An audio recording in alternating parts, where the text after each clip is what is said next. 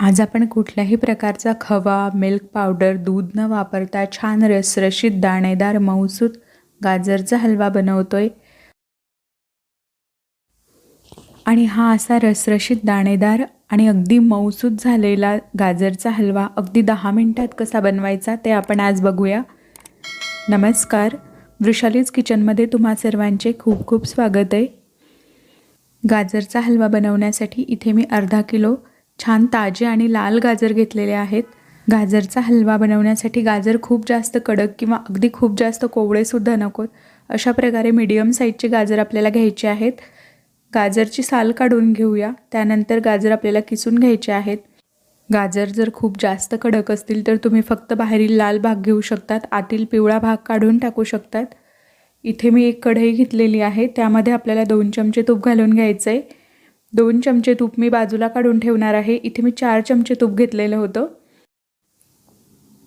तूप छान गरम झाल्यानंतर आपल्याला यामध्ये किसलेलं गाजर घालून घ्यायचं आहे आणि गाजर आपल्याला तुपामध्ये परतून घ्यायचं आहे।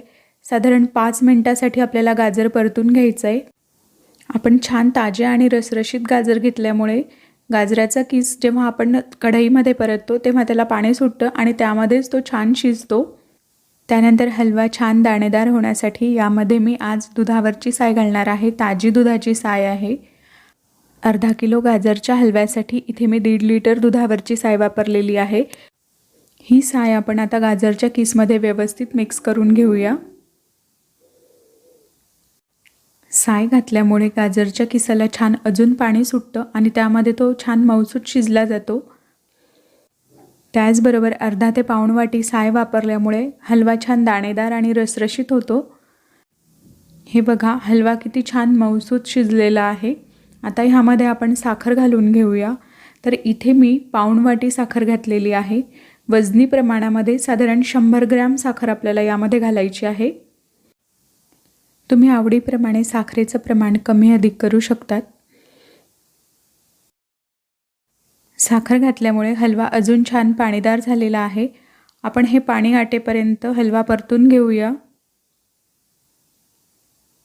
दुधावरची साय वापरल्यामुळे मिल्क पावडर किंवा मावा न वापरता सुद्धा हलवा छान दाणेदार बनतो आणि तो चवीला सुद्धा खूप छान होतो।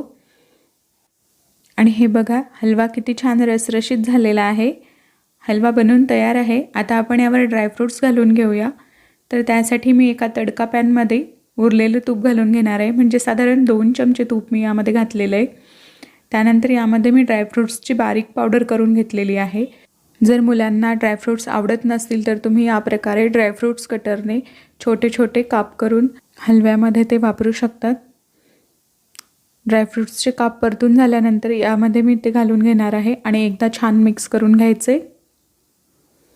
आणि इथे आपला गाजरचा हलवा बनवून तयार आहे।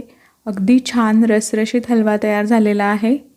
मिल्क पावडर, खवा किंवा दूध न वापरता सुद्धा छान दाणेदार हलवा बनलेला आहे।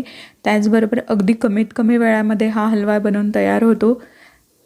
तर या पद्धतीने तुम्ही सुद्धा छान मऊसूत आणि दाणेदार गाजरचा हलवा नक्की बनवून बघा।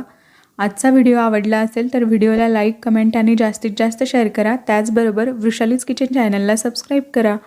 परत पुन्हा भेटूया अशाच नवीन रेसिपीसह। तोपर्यंत बाय बाय।